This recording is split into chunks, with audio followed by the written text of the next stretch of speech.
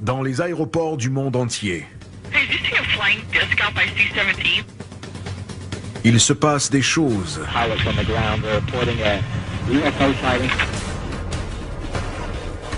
Ignorées par les compagnies aériennes et les gouvernements. Ils veulent camoufler. Mais des enregistrements dévoilent la vérité. Pourquoi les ovnis pénètrent-ils dans nos espaces aériens les plus vulnérables? La situation à l'aéroport O'Hare est très sérieuse. Qu'est-ce qui fait un trou de 2,5 km dans les nuages? Un objet qui dégage de la chaleur. Échappe au radar. La FAA préfère croire que ça n'existe pas. Et même à l'œil humain. Parfois, nous ne voyons pas ce qui se trouve juste devant nous. Voici l'enquête numéro 47206. Extraterrestre à l'aéroport.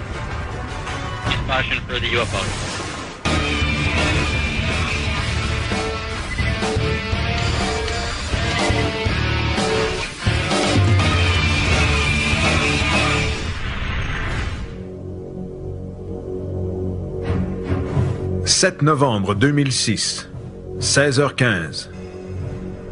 L'aéroport international O'Hare de Chicago est très achalandé. On compte environ 100 départs et 100 arrivées à l'heure. Un objet semble toutefois avoir échappé à la toile virtuelle des radars et des contrôleurs aériens qui enveloppent l'espace aérien chargé. Selon les témoins oculaires, un objet gris foncé en forme de disque, mesurant entre 2 et 9 mètres de diamètre, a flotté à une altitude de 300 à 580 mètres au-dessus de la porte C-17 du terminal de United Airlines. Le présumé OVNI a été vu par une douzaine d'employés de United Airlines et de l'aéroport, incluant des agents de piste, des mécaniciens, des directeurs et des pilotes. Les contrôleurs aériens sont avisés de la présence de l'OVNI, mais ils affirment ne pas avoir l'objet sur les radars de la tour de contrôle. Peu après, vers 16h34, l'objet s'élance dans le ciel à une vitesse vertigineuse, créant un trou dans la couverture nuageuse très dense.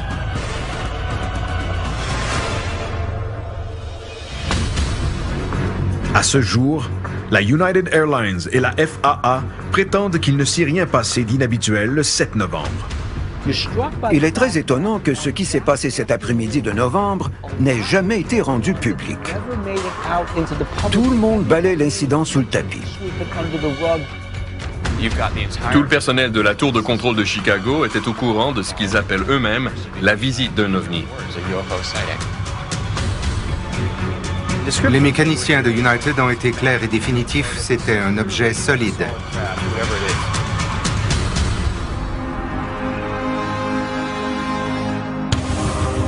Au sol, à Chicago, Pat Oskert cherchera des détails sur cet ovni et sur la manière dont l'histoire est devenue publique. On doit envisager la possibilité qu'un objet flottait vraiment au-dessus de l'aéroport. Ted Ackworth volera en mission pour savoir comment un disque ou tout autre objet peut échapper au radar d'un des aéroports les plus achalandés au monde. J'ignore comment un avion conventionnel peut voler dans cet espace aérien sans être détecté. Bill Burns se penchera sur les répercussions liées à la sécurité. Parfois, les gens sont tellement craintifs qu'ils préfèrent nier. Mais la situation à l'aéroport O'Hare pourrait être très sérieuse.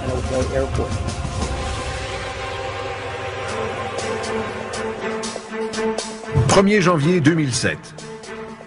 Après 2 mois de recherche, le journaliste John Hilkevich du Chicago Tribune publie un article sur le passage d'un ovni à l'aéroport O'Hare. Vous avez gagné un Pulitzer en journalisme. Pourquoi avez-vous choisi de parler de cet ovni? C'était effectivement un sujet tout nouveau pour moi. Et c'est d'abord Peter Davenport, du National UFO Reporting Center, qui m'en a parlé en novembre 2006, peu après l'incident à O'Hare. Nous avons rapidement éliminé la théorie du canular. Les employés de United Airlines sont tous des professionnels de l'aviation, des agents de piste au directeur.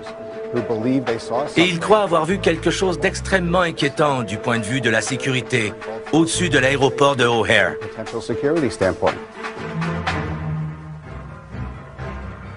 Les recherches de John révèlent que peu après 16 heures, un agent de piste à la porte C-17 a regardé au ciel et a vu un disque gris foncé qui mesurait environ 7 mètres de diamètre flotter à une altitude entre 300 et 580 mètres.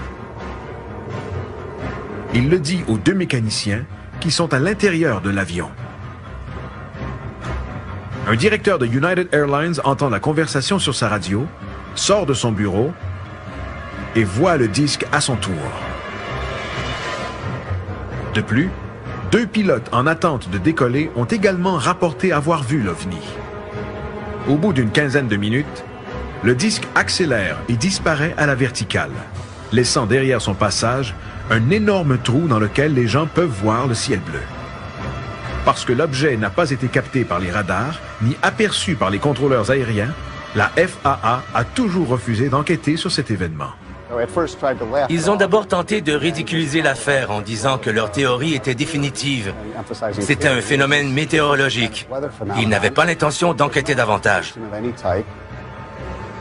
Malgré les années d'expérience des témoins, la FAA prétend que l'OVNI n'est rien de plus qu'un reflet de lumière sur la basse couverture nuageuse.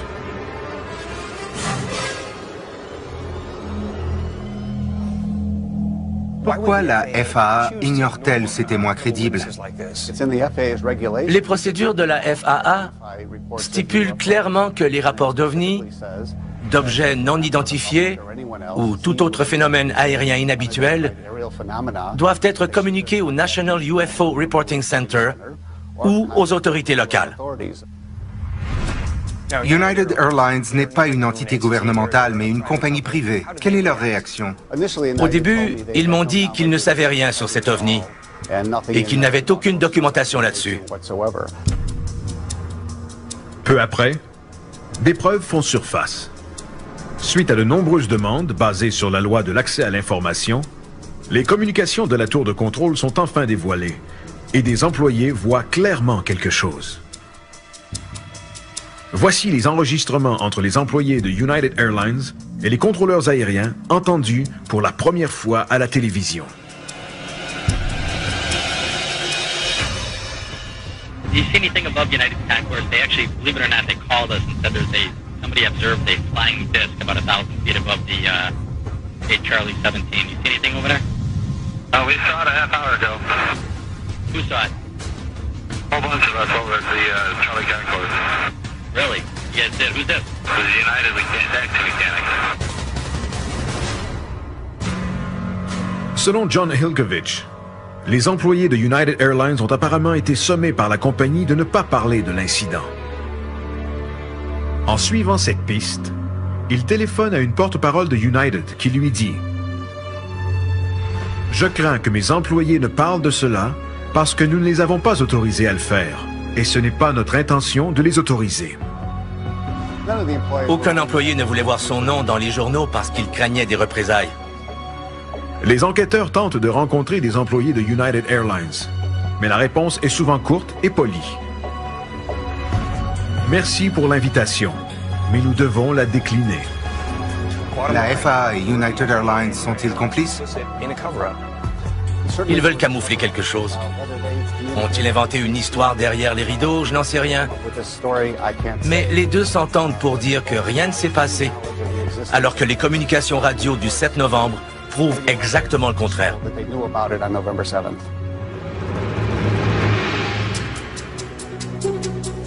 Enregistré le 7 novembre, ces conversations entre la tour de contrôle et les employés de United Airlines révèlent l'histoire complète et montrent le scepticisme des contrôleurs aériens qui s'estompe peu à peu.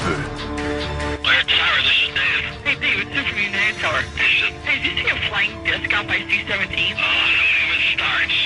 No, you're seeing flying discs. Well, look at the pilot and the ramp guys are telling us the C-17 they saw some flying disc above, but we can't see it. Hold on.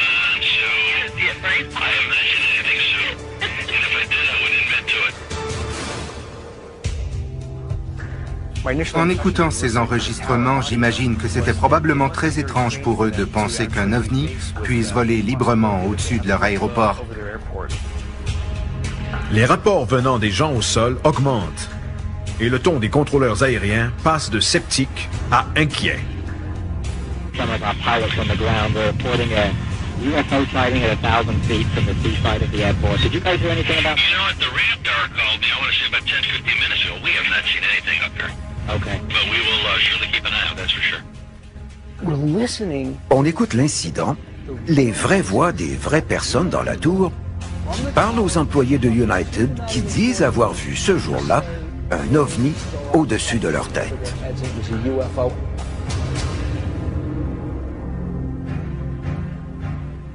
Les contrôleurs aériens jonglent avec des rapports non confirmés lorsque d'autres témoins s'expriment. Somebody observed a flying disc about 1,000 feet above the gate Charlie 17. You see anything over there? We saw it a half hour ago.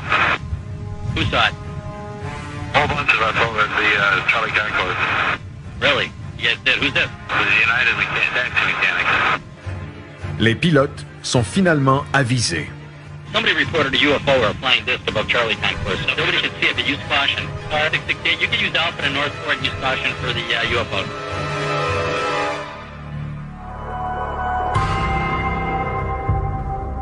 L'incident à O'Hare n'est pas le premier du genre à survenir près d'un aéroport. En 1978, à l'aéroport international McCarran de Las Vegas, des piétons et un pilote ont vu un objet en forme de disque muni de lumière blanche très éclatante.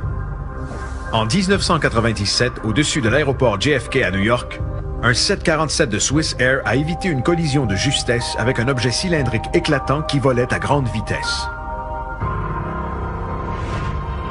Un groupe a effectué une enquête approfondie sur l'incident du 7 novembre, le NORCAP, le Centre d'aviation nationale sur les phénomènes anormaux. En tant qu'organisme, le NORCAP ne s'adresse qu'aux pilotes et aux contrôleurs aériens qui rapportent avoir vu des PAN, ou phénomènes aériens non identifiés.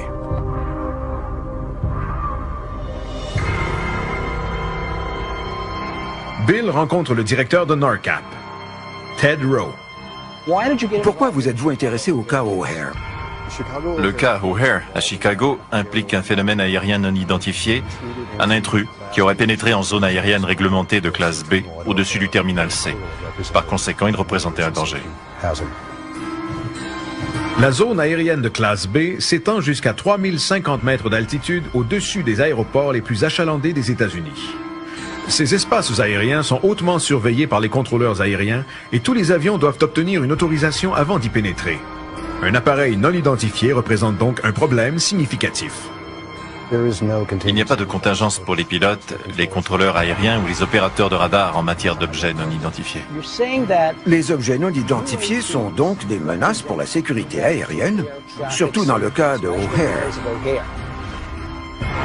Les enquêteurs de NORCAP ont écrit un rapport exhaustif de 155 pages sur l'incident, dans lequel ils concluent que le gouvernement devrait mener une enquête.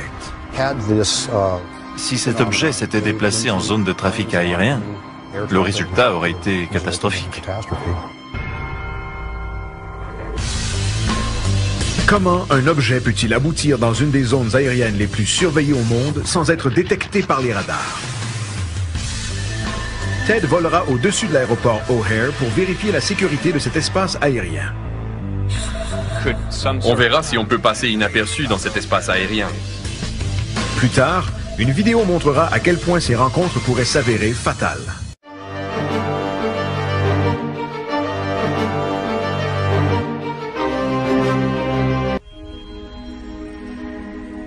L'équipe est à Chicago, en Illinois, pour enquêter sur un ovni en forme de disque qui aurait été vu par des employés de United Airlines le 7 novembre 2006 à l'aéroport international O'Hare.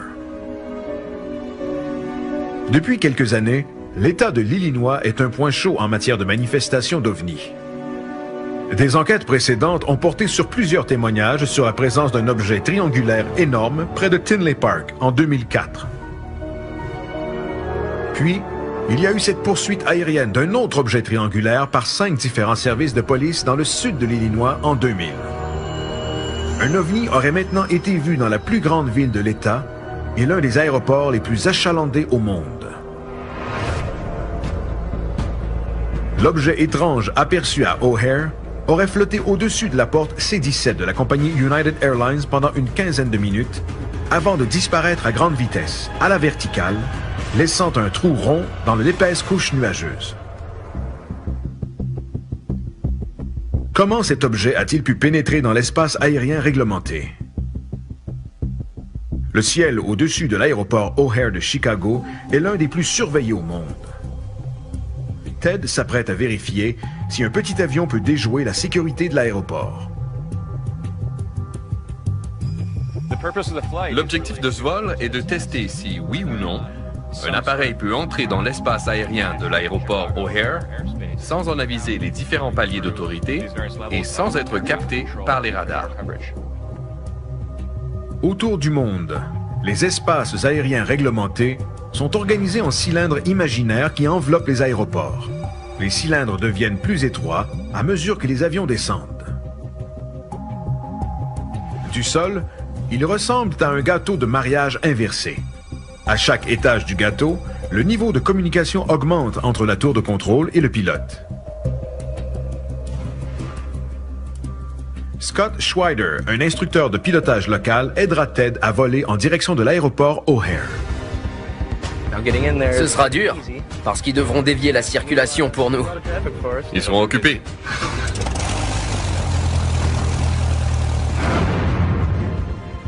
Ted décollera de l'aéroport Executive de Chicago, situé à environ 16 km au nord de O'Hare. 3-4, clear for takeoff. Here we go. All right, ready to go. Après avoir reçu l'autorisation de décoller, Ted monte à 915 mètres d'altitude, à la base du 3e étage. En s'approchant de O'Hare, il est contacté par la tour d'approche de Chicago, juste avant d'atteindre 610 mètres, c'est-à-dire le 2e étage. À ce niveau, il est sous surveillance constante par le personnel de la tour et les radars. Il est contacté 2 fois de plus avant de pénétrer dans le 1er étage, celui qui précède l'atterrissage. Finalement, la tour de contrôle de l'aéroport O'Hare le prend en charge. Entre 5 et 10 000 nautiques. Nous étions sur la fréquence de la tour de contrôle. Change to 126.9 now. Monitor that frequency. La transition de fréquence a été faite par les contrôleurs. Sur le radar, ils voyaient notre altitude et notre identité. Après avoir franchi les 3 étages contrôlés, Ted reçoit l'autorisation d'atterrir. Après l'atterrissage, nous avons tourné à gauche et à droite pour aller sur notre bretelle.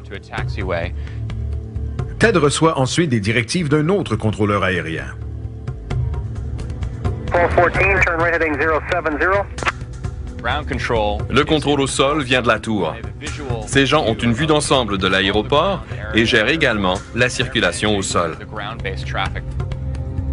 Ce système complexe comprend de nombreux contrôleurs aériens, des zones réglementées et un contrôle absolu au sol.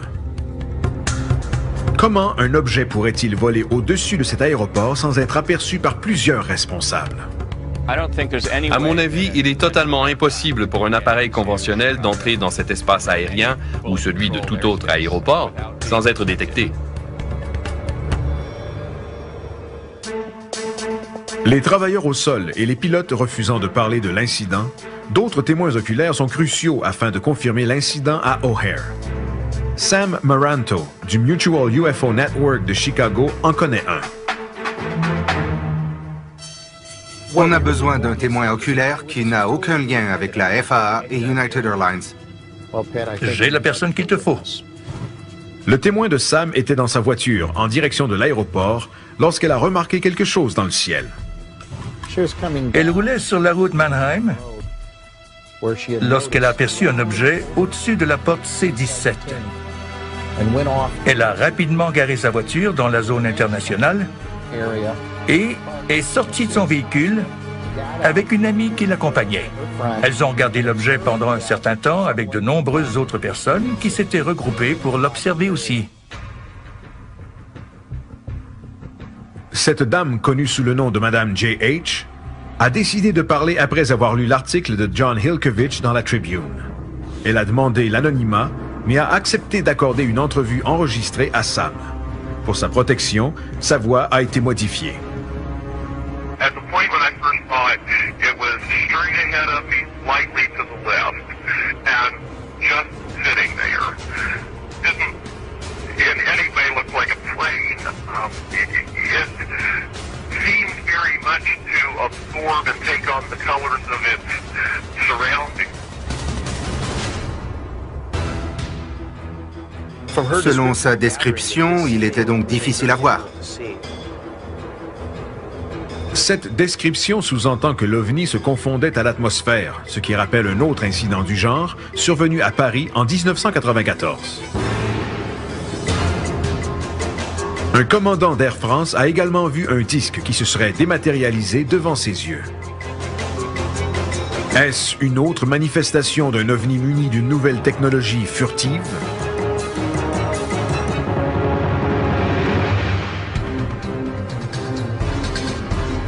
L'apparence de l'objet au-dessus de Chicago n'est pas sa seule caractéristique troublante. It went from just a dead zero to just God only knows what instant velocity. I mean, it just went, and people gasped, and a couple people totally squealed when it took off.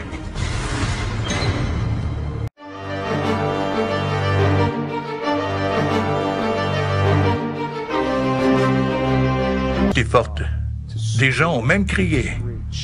Qu'est-ce qui peut faire ça? It was very obviously not cloud. It was very obviously a solid object.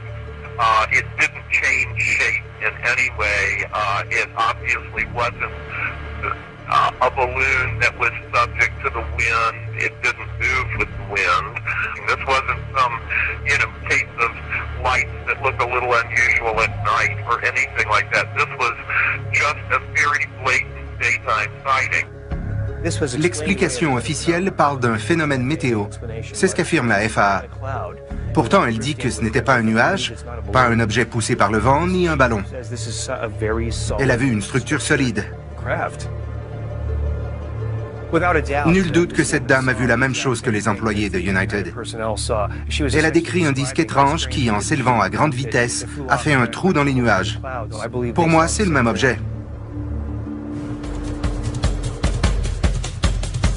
Puisque les témoins exigent l'anonymat, l'équipe se tourne vers un contrôleur aérien qui travaillait dans la tour de O'Hare ce jour-là.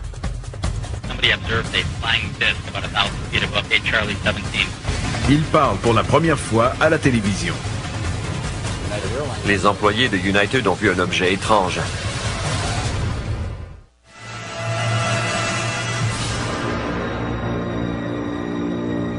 L'équipe est à Chicago pour enquêter sur un OVNI qui aurait été vu par des employés de United Airlines le 7 novembre 2006.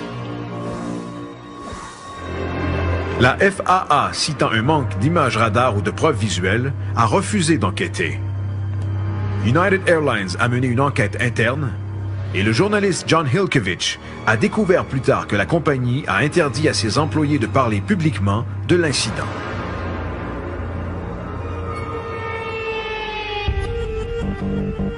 Pat et Bill ont entendu les enregistrements de la tour et rencontrent maintenant Craig Bursick, un contrôleur aérien depuis 22 ans, dont 18 ans à l'aéroport O'Hare.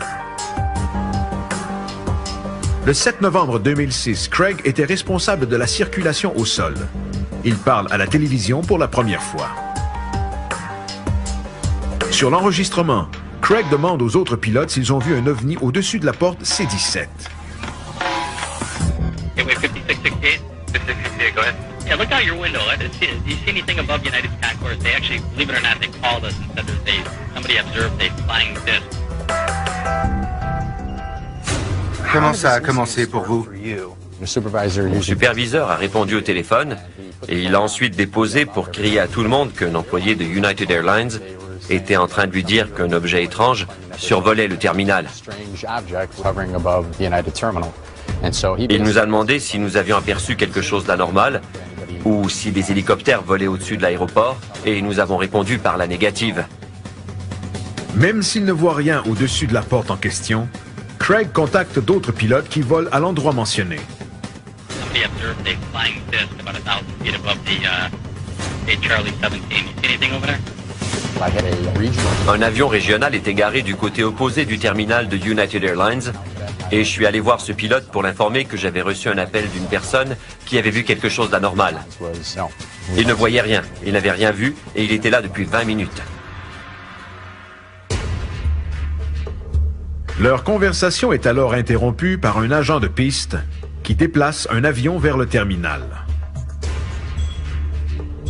We saw it a half hour ago. Who saw it? Whole bunch of us over at the Charlie Concourse. Really? You guys did? Who's this? The United Taxi Mechanics. Qu'avez-vous fait avec ces informations contradictoires? Comment les avez-vous traitées? Si nous avions vu l'objet comme eux, la situation aurait été différente. Mais on n'avait rien vu et il y avait bien 15 personnes dans la tour de contrôle à ce moment-là. Des contrôleurs, des superviseurs, des responsables de la circulation. Et la tour est conçue pour que nous voyions tout ce qui se passe. C'est notre travail d'assurer la sécurité. On a une vue à 360 degrés. Et le seul endroit qu'on ne voit pas est directement au-dessus de la tour. Selon le rapport de NARCAP sur l'incident de O'Hare, la conception de la tour comporte une faiblesse. Selon les calculs de NARCAP, les contrôleurs aériens placés près de la console et face à la porte C-17 ont une vue verticale débutant à environ 30 degrés en raison du toit suspendu qui bloque partiellement la vue. Vers le haut, ils peuvent donc voir jusqu'à un maximum de 550 mètres au-dessus du sol. Le rapport de NARCAP dit que l'objet se trouvait à une altitude d'environ 580 mètres et que vous ne pouviez pas le voir de la tour. Qu'en dites-vous? C'est faux. La tour et le terminal de United sont directement devant la tour de contrôle et à l'opposé se trouvent deux pistes. J'aurais vu un objet au-dessus du terminal de United. Par curiosité, si vous l'aviez vu, qu'auriez-vous fait? Nous aurions cessé les départs et les arrivées et mis les avions en attente, mais nous n'avons rien vu. Il n'y avait rien à enquêter et ça n'a eu aucun impact sur nos opérations. Selon Craig, l'incident est dû à un phénomène météorologique. Je ne dis pas qu'ils n'ont rien vu, mais c'était fort probablement un reflet naturel. C'était la brunante et les pistes avaient été mouillées toute la journée. Il y a des centaines d'avions, tous munis de phares clignotants, et le terminal de United est en vert, ce qui cause énormément de reflets. Apparemment, Craig croit qu'il ne s'est rien passé d'anormal, mais j'ai discuté avec John Ilkovich qui a parlé avec des témoins oculaires au sol. Des témoins très crédibles et expérimentés. Ils ont tous dit que c'était définitivement un objet solide. Alors, que dois-je comprendre?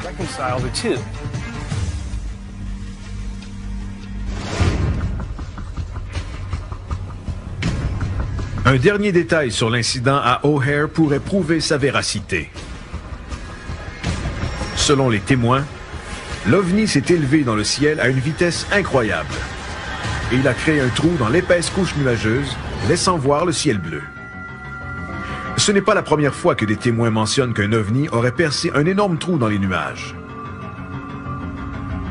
C'est arrivé à Terre-Neuve en 1947, à Warwickshire, Angleterre en 1977, et plus récemment à Ventura, en Californie en 2002.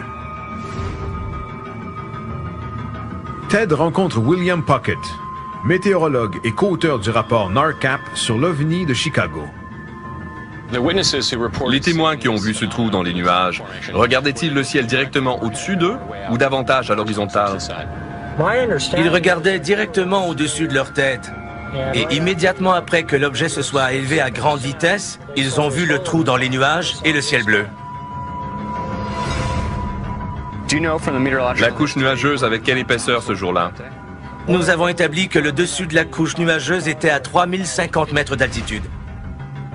Si l'OVNI est entré dans les nuages à 580 mètres et qu'il a percé un trou jusqu'au sommet des nuages, le trou mesurait environ 2430 mètres de haut. Il y avait donc un trou cylindrique de 2430 mètres de long.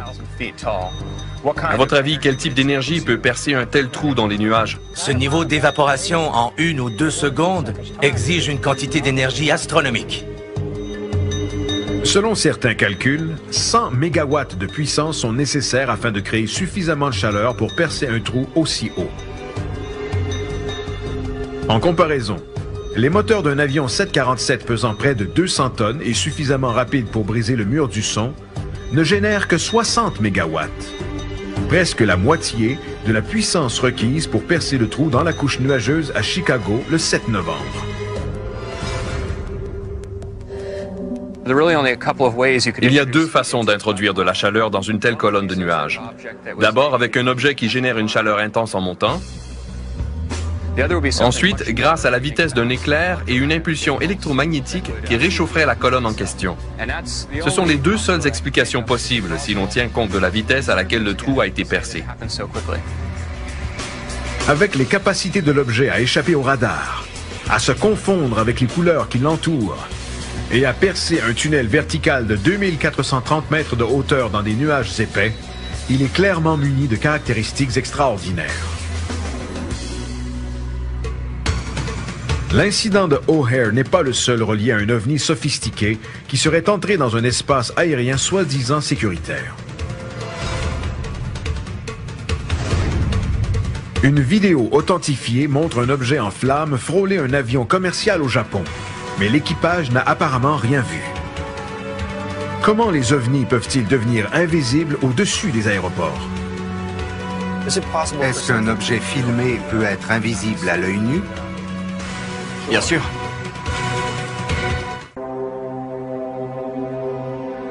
Un ovni qui aurait survolé l'aéroport de Chicago suscite de l'inquiétude sur la sécurité des aéroports, mais un autre cas est encore plus troublant. Un ovni qui aurait survolé l'aéroport de Chicago suscite de l'inquiétude sur la sécurité des aéroports, mais un autre cas est encore plus troublant. Le 23 octobre 2004, à une cinquantaine de kilomètres de l'aéroport international Itami à Osaka, au Japon, M. Kiyoshi Amamiya filme des avions lorsqu'il aperçoit quelque chose qu'il ne comprend pas.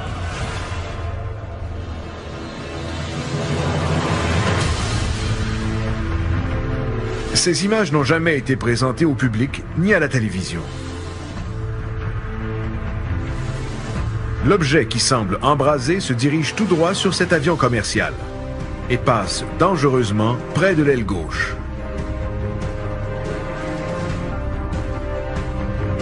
La caméra suit l'objet tandis que sa forme change. Au début, on dirait un objet solide entouré de feu. Puis, une deuxième source de chaleur se matérialise. Finalement, 3 minutes plus tard, l'objet disparaît graduellement jusqu'à ce qu'on ne le voit plus.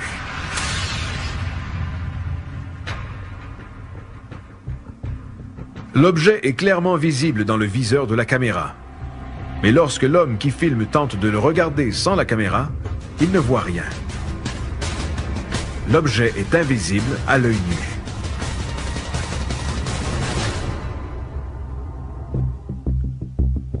Le directeur de NARCAP, Ted Rowe, et l'enquêteur William Puckett ont présenté la vidéo à l'équipe dans le cadre de son enquête sur les ovnis dans les aéroports. C'est une vidéo passionnante, parce qu'on voit un objet dangereusement proche d'un avion dont le pilote n'aurait rien vu. Cette vidéo est importante car elle démontre une catégorie différente de phénomènes aériens non identifiés, c'est-à-dire invisibles à l'œil nu.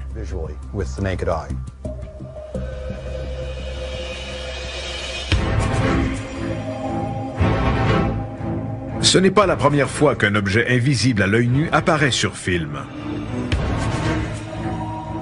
Une enquête précédente s'est penchée sur des images filmées du bureau du shérif de Volusia County, en Floride, montrant un objet en forme d'haltère sur une vidéo infrarouge. Cet objet, qui survolait également un aéroport, était aussi invisible à l'œil nu.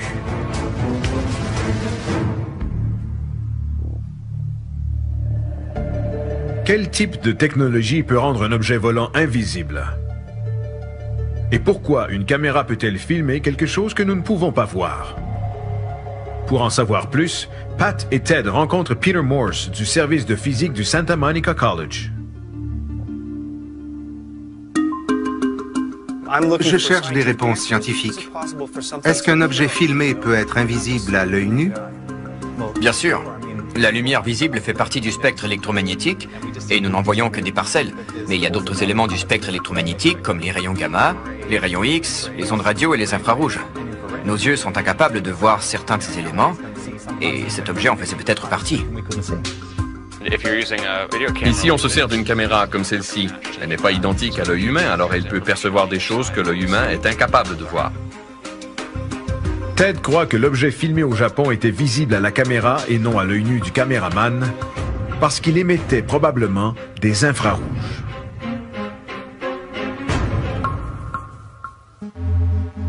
L'œil humain peut seulement voir une partie du spectre électromagnétique. La lumière infrarouge va au-delà de la capacité de l'œil, mais certaines caméras plus sensibles sont en mesure de voir des choses que l'œil ne perçoit pas, incluant la lumière infrarouge. Voici une lampe de poche à infrarouge. Elle n'émet que de la lumière infrarouge, alors nos yeux ne peuvent pas la voir. Si j'éclaire ce morceau de plastique... Elle l'éclaire en ce moment? Absolument. Je ne vois rien. Regarde à la caméra. Ouais, je la vois maintenant.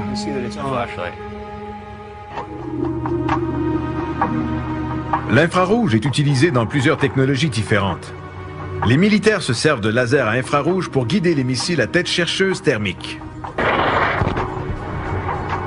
La NASA l'utilise pour transmettre de l'information à travers des milliers de kilomètres dans l'espace. On peut donc se poser la question suivante. Si l'objet dans la vidéo du Japon émettait une lumière infrarouge, était-il capable de projeter une forme de communication ou d'armement? Si oui, cela représenterait une menace sérieuse, particulièrement près des aéroports. Nous ne pouvons pas voir certaines choses, mais elles sont tout de même là. Et ça signifie qu'il y a un lien définitif entre cette vidéo du Japon et l'objet vu au-dessus de l'aéroport de Chicago. Comment des objets peuvent-ils pénétrer dans des espaces aériens hautement surveillés sans être vus? Une analyse numérique des images d'Osaka pourrait enfin éclaircir le mystère entourant ces objets vus dans les aéroports. La vitesse est supérieure à tout ce que nous connaissons.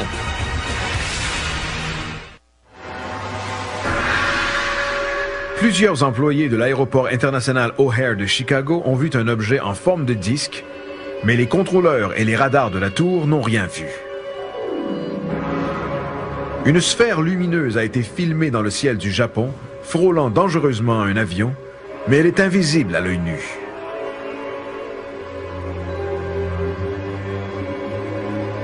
Ces présumés ovnis sont-ils munis d'une technologie avancée qui fait en sorte que nous ne puissions pas les voir ni les détecter? Ted fait appel à l'analyste d'images Terrence Mason pour tenter d'identifier l'objet inconnu. Il passe très près de l'aile. Il n'y a pas plus de 300 mètres qui les séparent. Non. Il est très près. Si on peut déterminer que l'objet est de ce côté de l'avion, ça prouvera qu'il est à moins de 300 mètres. Terrence isole, rehausse et zoome le bout de l'aile le plus possible. Mais l'image n'est pas concluante. Selon ce que je vois, il est derrière l'aile. Qu'en dis-tu? On dirait que l'objet est entre nous et l'avion. Mais manifestement, on n'obtiendra pas plus d'informations avec cette image. Ne sachant pas où se trouve l'objet exactement, il tente de calculer sa vitesse afin d'obtenir plus d'indices. Je vais d'abord stabiliser l'espace autour de ce gros avion, afin d'isoler l'objet. Et ce sera plus facile d'évaluer sa vitesse relative dans l'image. L'image stable fait paraître l'avion totalement immobile dans le ciel. La trajectoire et la vitesse de l'objet, alors qu'il passe près de l'avion, peuvent maintenant être calculées. En une seconde, il semble parcourir la distance de 2 longueurs d'un bout de l'aile à l'autre, c'est-à-dire entre 100 et 120 mètres par seconde, ce qui équivaut à 800 km à l'heure. Selon Ted, si l'objet vole à la même hauteur que l'avion, il se déplace à plus ou moins 800 km à l'heure. S'il est plus près de la caméra, il parcourt une distance plus courte. Il se déplace donc plus lentement. S'il est plus loin, il voyage plus vite que tout appareil construit par l'homme. L'information est conflictuelle. Si l'objet était plus près de nous et que sa vitesse était raisonnable, nous devrions voir sa structure. S'il était très loin, nous ne la verrions pas, ce qui est le cas, mais les mathématiques nous disent que sa vitesse serait alors supérieure à tout ce que nous connaissons.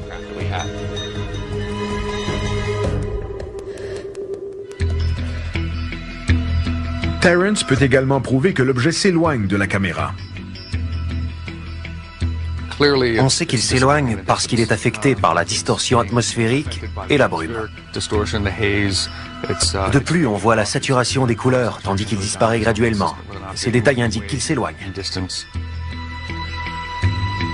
Ces données éliminent la possibilité d'appareils militaires, parce qu'ils auraient pu être identifiés au début de la vidéo. Une autre caractéristique prouve qu'il ne s'agit pas d'un appareil conventionnel.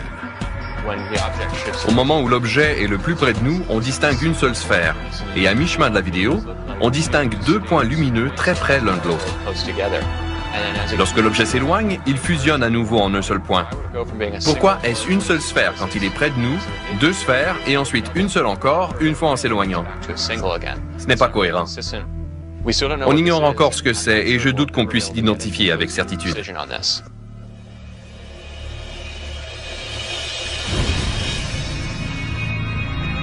À Chicago et au Japon, l'identité de ces objets demeure incertaine. Le premier échappe au radar et sa puissance, supérieure à un appareil 747, peut percer un trou dans une épaisseur de 2430 mètres de nuages, alors que l'autre est invisible à l'œil nu et volerait à une vitesse encore inconnue de l'homme. Si de telles technologies ne peuvent pas être identifiées, quelles sont les répercussions dans nos espaces aériens? Bill rencontre Nick Pope, un ancien membre du ministère de la Défense britannique, qui était en charge des enquêtes et des recherches sur les ovnis pour le gouvernement britannique. Peu importe ce que sont ces ovnis ou si vous êtes sceptique ou croyant, si un objet non identifié vole dans un espace aérien contrôlé et réglementé, ça devient une question de sécurité nationale.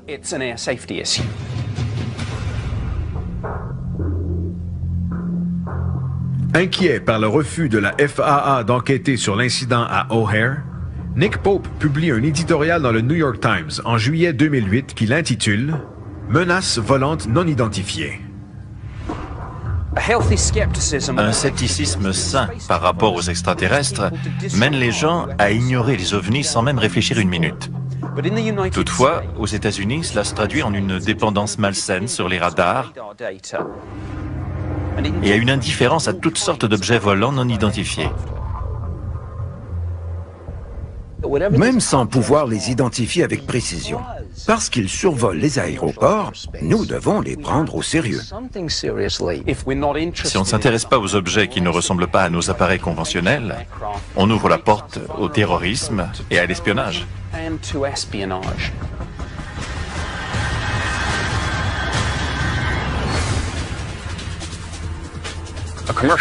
Un avion de ligne qui entame son approche finale est au stade le plus crucial de son vol.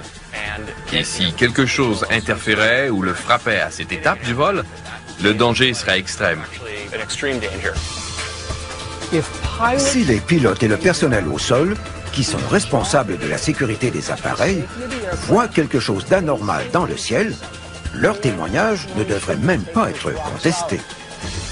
Ce réflexe de garder l'information secrète en regard aux ovnis travaille contre nous, c'est certain. Mais les pilotes sont en danger s'ils ne savent pas comment réagir devant un ovni. Un protocole doit absolument être mis en place par la FAA, le gouvernement ou un autre organisme.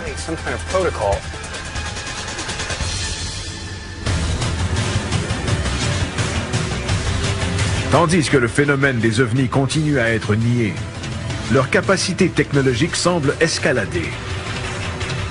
Sans politique en place ni enquête sur ces événements, comment pouvons-nous vraiment nous sentir en sécurité dans notre ciel?